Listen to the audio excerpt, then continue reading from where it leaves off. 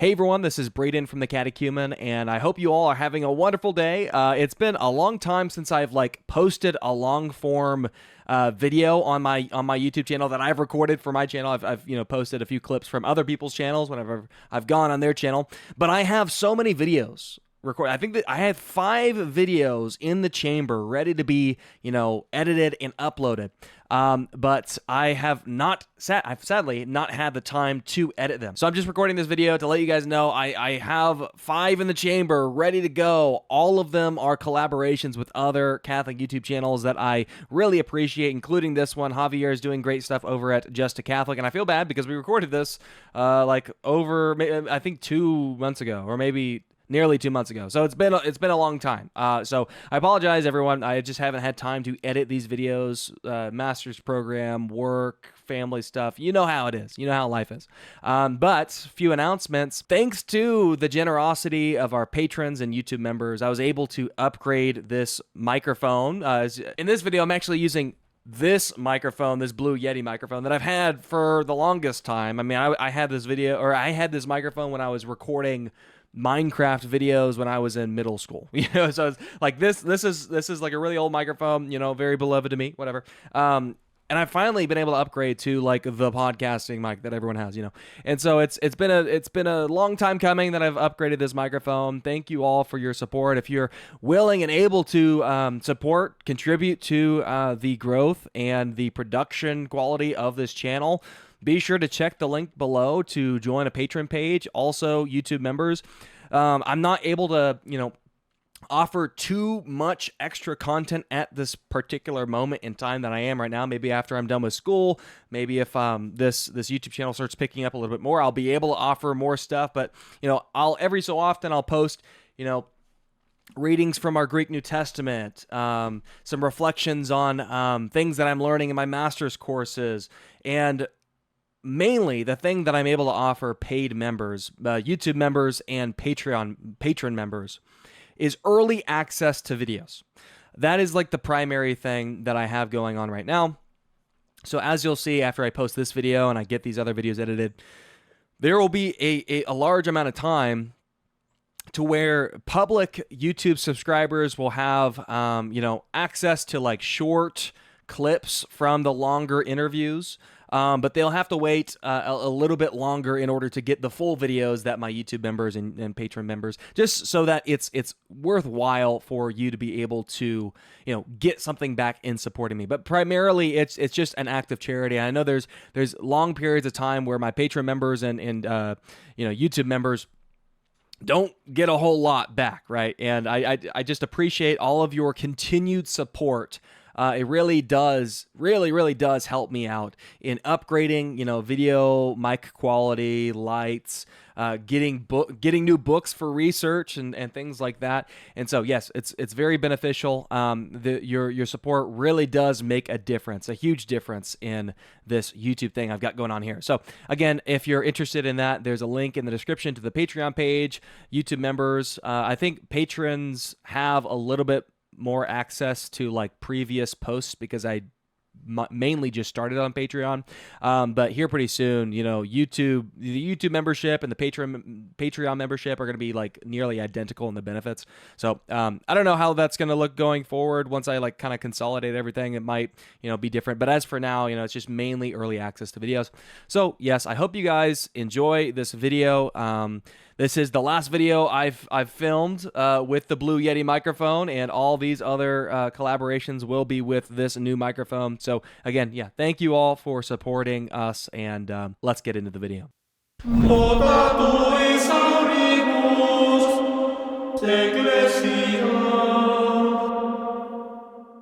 Today we are with Javier from Just a Catholic, just that one Catholic guy that we met. We met in Seek few months ago. Or no, it wasn't a few months ago. It was just 1 month ago. Can you believe that? That's insane. We met 1 month ago. Felt like a while ago. Yeah, and I know. Oh my goodness, it's been it feels like so long. Man, how are you doing? I'm doing well. I'm very glad to be on your channel.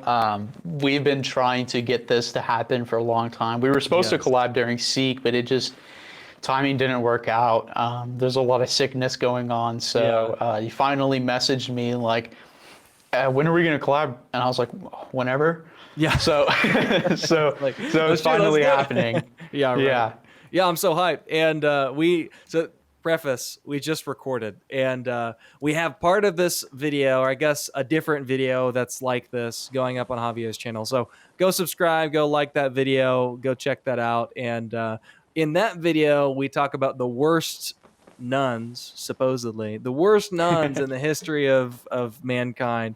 In this video, we're going to be talking about Pope Pius XII and his knowledge of the Holocaust, whether he was really truly Hitler's pope or not. Those of us who don't know, Javier, what do you do on your channel? Tell us a little bit about you. Yeah, so I'm very similar to the Catechumen in that I do, like, I'll react to stuff. My mission is to really express to the world what Catholicism actually is, what we actually believe, get rid of the misinformation to help promote Catholicism within the culture. And so I'm doing that through, like, correcting falsehoods and then presenting, like, historical information that really, like, demonstrates the validity of the Catholic Church. I've been doing this since my conversion and reception into the church in 2023. I started shortly after that, right around the same time as Braden. That's when we were confirmed at, like, the same time, probably on the same day. Yeah. And, same exact time, same day. Yeah. Yeah, so I'm a convert from agnosticism. I'm a student at Southern Methodist University, started off in mechanical engineering, moved to philosophy, religious studies. So this is just sort of what I'm doing now. Let's go, dude. Well, awesome. Go subscribe if you haven't already. If you're not familiar with the Infographics Show, they are a history based YouTube channel where they make, like, these nice animations going over, like, different historical events and different, like, just stories throughout time to interest their audience. They have like millions of subscribers. I think it's like 11 million or something like that. So, like, there's a lot of people that watch their videos, and the sort of implication that they give in being a history channel is that they are presenting history to people in a way that, like, people don't really get much outside of, like, history textbooks in school. It's like, after that, if you're interested in history, for most people, they might just watch a couple of YouTube videos here and there, and that's where they get their history from. Yep. So I think that for this channel, it's very important that they represent history the right way, and so that's why we have a problem, because we found some issues with the way that they represent Catholicism, so we're going to get right into that. I did a little peeping around and looked at the religious videos that they post, and it seems that, like, far and above, they post mostly, like, Catholic stuff whenever they post anything that's going to be religious. What I've noticed is that none of it is positive. It's all just negative press. Yeah. For the Catholic Church. Sinister history the Vatican won't talk about. Look, it's Hitler's Pope, so-called. No, we need to analyze this stuff now. We have, I'm pretty sure it's Pope Pius, which Pius was it? 10th? The 12th. With a blindfold over his eyes and some candles and Hitler behind him, implying some sort of satanic ritual. Are we going to discover that Pope Pius XII was doing satanic rituals with Hitler? Let's see. It is the most powerful religious organization in the world, and they warn that just watching this video could open you up to demonic possession. These are the... What? What? He said they warn you that just watching this video can open you up to demonic possession. This is, okay, sorry, like, people say this sort of crap all the time, like, oh, the Catholic priests will tell you, if you ask for a reason why they believe X, they'll just say, you have to have faith. You cannot question anything. You can't look at any information that might go against what the Catholic Church teaches. You're not allowed to even, like, question anything or, like, look into arguments against our position. That's just so stupid. Did you hear that? It is the most powerful religious organization in the world. I don't know where they got that from. I don't know. Maybe that's just like some, like, I don't know, just some funny... Even watching bad history about the church will expose you to Satan. Meanwhile, like, Vatican II, like, a lot of apologies for, like, stuff that's happened in the past. Yeah, yeah, especially Pope St. John Paul II, like, apologized for a lot of things that have happened in the church's history. So we're not afraid or scared of, like, things that, like, bad things that people have done. So yeah. If there wasn't a single sinner in the church, then guess what? There would be no church militant. Okay, they're No. like the only person is Jesus and his mom. Like those are the only people that be a part of the church. Okay, so like Yeah, the no, Catholic Church if teaches that we are sinners and we need God's grace. And so when we yeah, see instances like this where it's like, oh, something bad happened, it's like, yeah, the Catholic Church predicts that and teaches against it. yeah, I mean, it's like the whole point of the sacraments is to nourish you along your journey of following Christ and trying to remain in communion with Him. So it's like the expectation is that you're going to stumble and fall, and then that you're going to have to get back up and then be nourished. So Yeah. it's But just you like, know, it's so annoying. It's so frustrating. Like, the Vatican won't talk about. They're hiding it from you. They're gonna excommunicate you if you look at this video or something or whatever they said. gonna mar Like, you. yeah, you're going to hell. You're gonna be you're gonna need an exorcism because Satan's gonna possess you. Warned that just watching this video could open you up to demonic possession. These are the darkest secrets and conspiracy theories of the Vatican. The Pope knew about the Holocaust, but still did nothing. Ooh. That's so fake. I'll keep going after this comment, but like, that's so fake. The Pope saved like tens of thousands of people from it. Okay, Didn't he write an encyclical against the Nazis? and also the Nazis persecuted Catholics. Like Catholics were one of the people groups that they persecuted and sent to the gas chambers. Saint Maximilian Kolbe, they just Yeah, murdered him.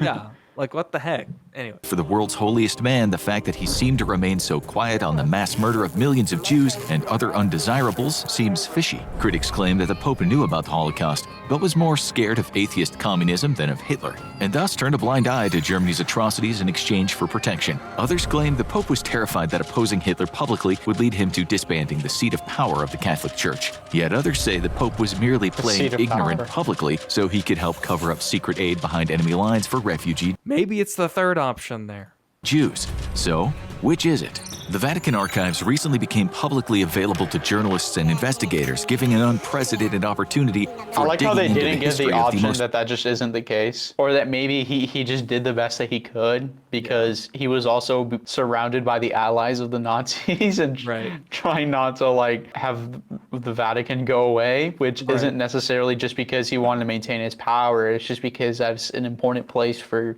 Catholicism. That's like, yeah, I think it is a reasonable thing for the Jews not to want to get their temple destroyed, for instance.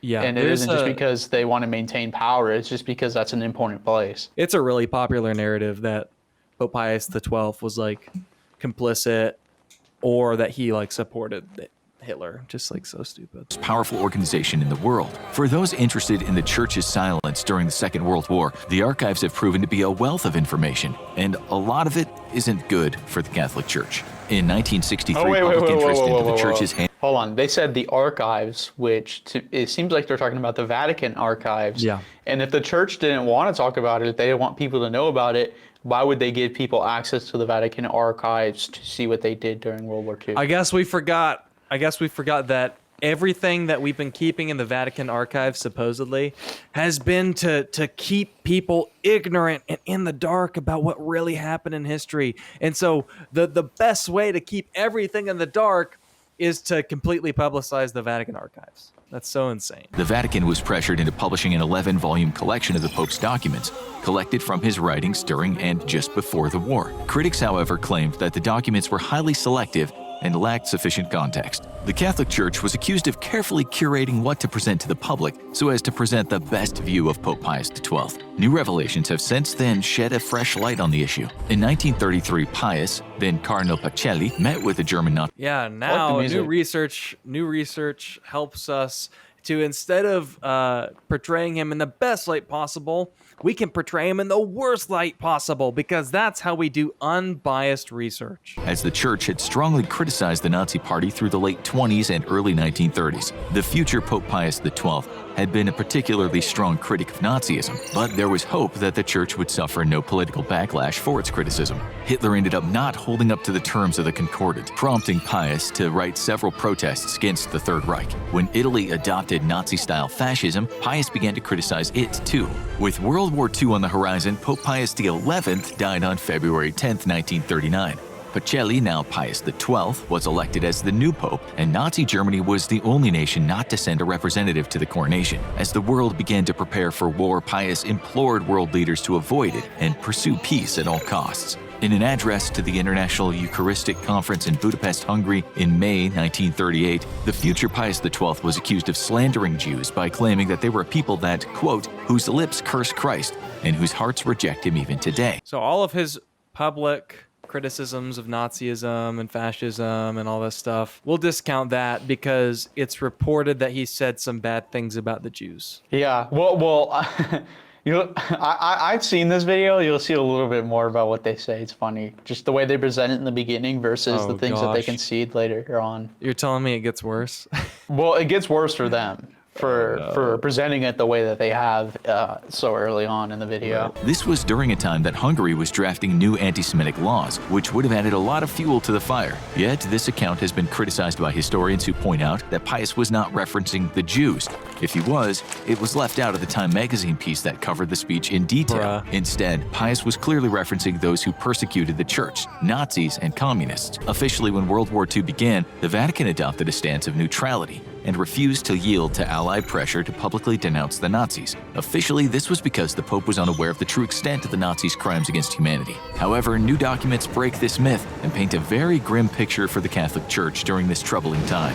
Newly unsealed documents show that on September 18, 1942, Pius's assistant and future Pope Paul VI received an eyewitness report speaking of the butchery of Jews in Warsaw. Given his close relationship with Pope Pius, he would have naturally informed the Holy Father of what had been going on behind Nazi lines. A month prior to that, though, Archbishop Andrzej Szeptycki had delivered a similar report to the Pope of atrocities carried out in the Lviv ghetto by German troops. Not long after both reports, the U.S. envoy to the Vatican asked if rumors of mass killings in Nazi-held territory could be corroborated. Vatican Secretary of State Luigi Maglione is reported to have replied, "I don't believe we have information that confirms this serious news in detail." Technically, not a lie, but very definitely much refusing to admit that yes, killings were taking place, and the Vatican knew about it. But perhaps they didn't find the reports trustworthy, not just because the scale of the carnage was truly unbelievable. After all, even US intelligence was having difficulty believing the Nazis were exterminating people by the tens of thousands. So the consensus on Pope Pius XII is that they keep like, oh, he's evil, he did these bad things. But then it's like, but then not really, it's more nuanced, but like he's evil though. You see how they keep going back and forth? Like they want it to be true so bad, but then it's like they're having to present the actual truth about it, that he just didn't want the church to be destroyed, so he was doing what he could in the situation he was in. It's like it goes from, oh, he definitely knew, there's no way he didn't know, to, oh, well, there might have been mitigating circumstances and they're unsure of whether the reports were entirely trustworthy, and just like everyone else, nobody else believed it at the time anyway. You know, exactly. And then nobody wanted to believe it.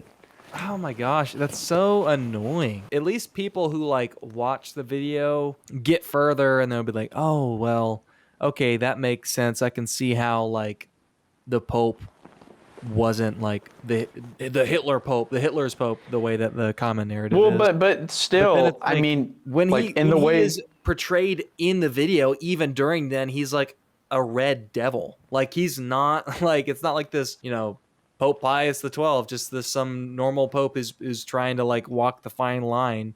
It's still like, oh, he's evil. Yeah, no, it's like they're presenting nuanced information, but they're trying to lean it towards he's evil, and they're in their presentation style, the music, the visuals, and then just the emphasis of information that they put on. They're like, oh, evil, circumstances, evil. Yeah. It's like the commercials for new medicine. It's like, look, it'll help your back pain, and then at the very end, in really small letters and talking really fast and quiet, it's like, yeah, and it might give you depression and lead to thoughts of suicide, and it's that, but the opposite. yeah, exactly. It's like, look how bad this is, but it's not actually really that bad. But it's really bad. That's so stupid. Oh my goodness. Just for the views. That's infuriating. Yeah. But I guess, it makes sense if your channel depends upon creating scandal, like some very, very popular, supposedly Catholic YouTube channels do, then, you know, the way that you present the information is everything. And if you want to create scandal, if your views and the income, the revenue that you have depends upon you making people angry, creating outrage, then you're naturally going to present information like this because that's what's going to get you views.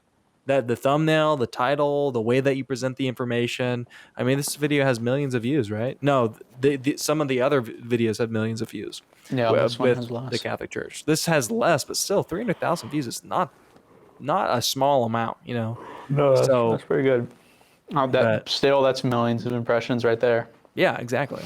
Yeah, for sure. Thanks for bringing to my attention the infographic show. I'll just go ahead and say, like, for the rest of that, they talk about they paint this picture of like, oh, was the Catholic Church conspiring with the Nazis? Were they smuggling Nazis? And they give like evidence of it happening, and they're like trying to make it seem like the church really did that. But then at the end of it, they're like, oh well, it was probably just this one guy at the Vatican, and the Pope probably didn't know about it.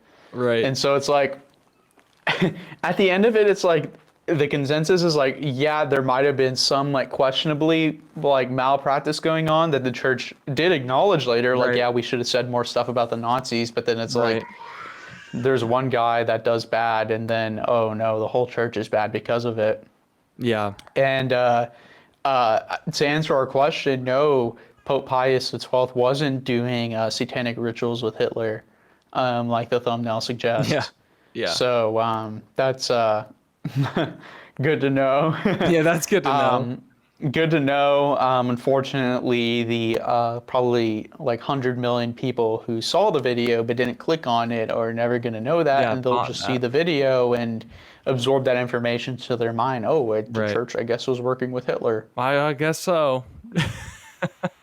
Well, yeah. Well, thanks for hopping on here with me, and make sure to tune in for our catechesis episode whenever we do that. Wow, you made it to the very end of the video. You're probably like within the 5% of the people that actually do that. So what that means is you are among the people who might be interested in subscribing to the Patreon and YouTube members. So just a reminder, I said this in the intro, just a reminder that is available, monthly monetary donations. Just set it up. You can do as little as like $1 to $5 a month, or however high you want. Anything really helps out. And yes, I hope that by our learning the faith, your faith will be strengthened as well. You have an amazing day, and we'll see you guys in the next video. Peace.